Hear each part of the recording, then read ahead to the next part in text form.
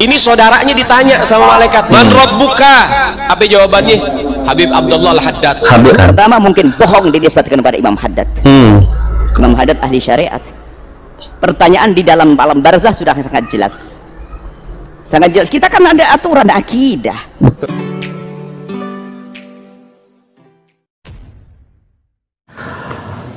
Assalamualaikum warahmatullahi wabarakatuh. Jumpa lagi dengan saya di channel Gagasan Progresif 9, sahabat sebangsa dan setanah di mana saja Anda berada. Kembali kita mengulas salah satu video dari Habib Ali bin Jindan, yang mana Habib ini adalah Habib yang memang cukup unik dan selalu menyita perhatian publik karena ceramah-ceramahnya yang selalu menyajikan cerita-cerita para kakek-kakek mereka dengan sejumlah makam kewalian yang dia miliki. Salah satunya adalah dia mengupas tentang Habib Abdullah Al-Haddad, di mana diceritakan bahwa ada salah seorang mayit yang semasa hidupnya itu sangat cinta kepada Habib Abdullah Al-Haddad, sehingga ketika dia meninggal lalu kemudian ditanya di alam kubur, ditanya oleh Munkar dan Nakir, apa jawabannya? Ini sangat-sangat mengejutkan sekali. Ketika ditanya man rabbuka, maka dia menjawab Habib Abdullah Al-Haddad. Ketika ditanya lagi man nabiyuka, Habib Abdullah Al-Haddad. Ini tentu sesuatu hal yang menyimpang, ya. Kenapa? Karena jelas apa yang kita sering dapat dari Al-Quran maupun Sunnah, apalagi pertanyaan-pertanyaan ini adalah pertanyaan yang sifatnya terkait dengan akidah. Dan ini menarik, ya, ulasan dari Buya Yahya yang juga pernah ditanya dengan pertanyaan yang serupa ini. Dan seperti apa jawaban dari Buya Yahya, tentu penting untuk kemudian kita edukasikan kepada umat, kepada masyarakat, biar tidak mudah dan gampang percaya dengan cerita-cerita dari para oknum-oknum Habib yang hanya ingin membius, ya, ibaratnya membius para audiens agar kemudian tertarik untuk menyimak isi ceramahnya. Padahal isi ceramah itu jelas bertentangan dengan Al-Quran dan Sunnah. Sebelum kita menyajikan apa yang disampaikan oleh Buya Yahya, kita akan coba simak dulu sekilas, ya, statement dari Habib Ali Jindan ini. Ini saudaranya ditanya sama malaikat, man rabbuka? Apa jawabannya?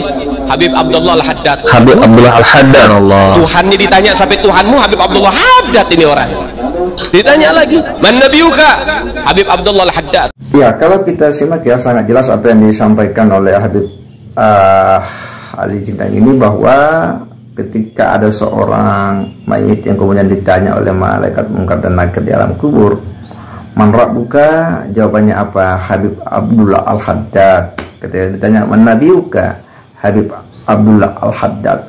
Padahal itu nggak punya dasar.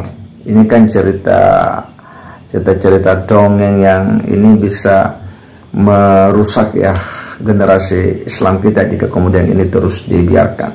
Dan menarik sebuah ulasan, ya, jawaban, karena pertanyaan ini ternyata juga pernah dilontarkan kepada Buya Yahya. Nah, seperti apa ulasan Buya Yahya? Mari kita simak sama-sama. Ada orang di alam barzah. Di alam barzah ditanya oleh malaikat, ini dinukil dinisbat kepada Imam Haddad. Di alam barzah ditanya malaikat, kemudian mengatakan, menyebut nama Habib Abdullah Haddad lalu tidak diseksa lagi. Maka kami sampaikan bahwasanya Imam Haddad orang besar, ahli syariat. Kalau kita lihat buku beliau, maka buku beliau adalah buku yang penuh dengan keistiqomahan dengan syariat. Maka riwayat begitu jangan diceritakan. Jangan diceritakan. Pertama mungkin bohong dinisbatkan kepada Imam Haddad. Imam Haddad ahli syariat. Pertanyaan di dalam alam barzah sudah sangat jelas. Sangat jelas. Kita kan ada aturan akidah. Betul. Imam Haddad orang besar. Kalau ada orang menukil cerita-cerita Imam Haddad, jangan gampang dipercaya.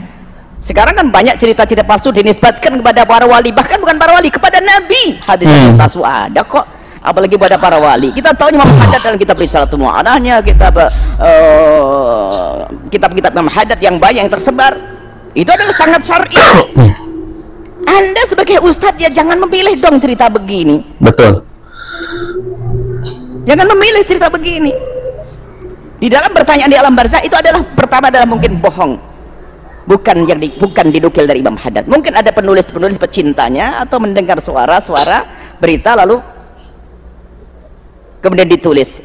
Nah, kita ini sebagai orang yang belajar ada akidah, punya pegangan dong.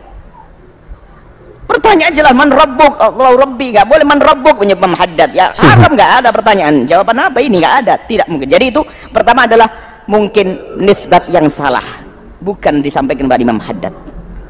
Kami lihat, karena Imam Haddad kita tahu beliau adalah sangat syar'i. Bahkan waktu beliau menulis buku-bukunya sangat syar'i. Bahkan beliau mewanti-wanti agar kita tidak membaca buku-buku yang aneh-aneh. Seperti karangannya Syekh Abdul Qarib Al-Jilani dilarang oleh Imam Haddad. Beliau sangat syar'i. Maka berita semacam itu adalah bohong. Jangan dinisbat kepada orang besar seperti Imam Haddad. Tapi kan ditulis dalam sejarah Imam. Yang menulis sejarah itu siapa? Yang menulis sejarah itu ngambil dari siapa? Nah, apakah Imam Haddad menulis sendiri dalam tulisannya? Selagi sesuatu tidak ditulis sendiri, kemudian sudah. Jadi begini, jika ada sebuah buku yang dinisbatkan kepada seorang yang sudah masyhur dengan ilmu dan waroknya, kemudian ada sesuatu yang melanggar, jangan menisbatkan kesalahan kepada pengarang tersebut. Kan kita punya aturan tentang kebatilan, tentang aturan tentang akidah. Pertama adalah mungkin yang menasah orang yang lain salah, atau ada disusupkan. Mungkin penulisnya, mungkin penyambung lidahnya. Kan ada tambahan-tambahan kadang-kadang, atau cinta berlebihan lalu membuat cerita palsu. Nabi saja ada yang mendustakan atas nama Nabi.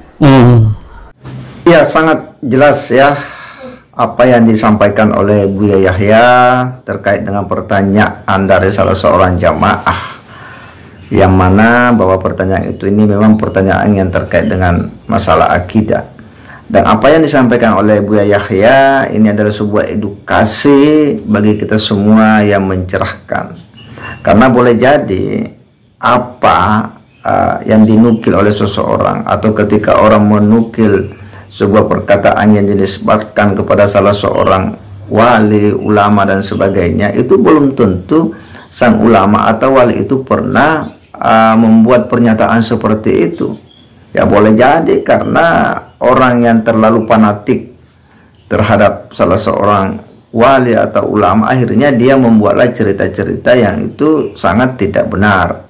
Dan inilah yang kita lihat dari apa yang disampaikan oleh Habib Ali Jindang ini, ya, bahwa ini memang cerita yang di luar daripada pengetahuan umum yang kita sering dengar dari para guru-guru kita, dan ini tidak boleh dibiarkan. Dan apa yang disampaikan oleh Buya Yahya telah mengkanter ya apa yang disampaikan oleh Habib Ali Jindang. Semoga ini semua mencerahkan kita sebagai umat Islam agar tetap dalam rel syariat yang benar. Saya kira demikian. Wassalamualaikum warahmatullahi wabarakatuh.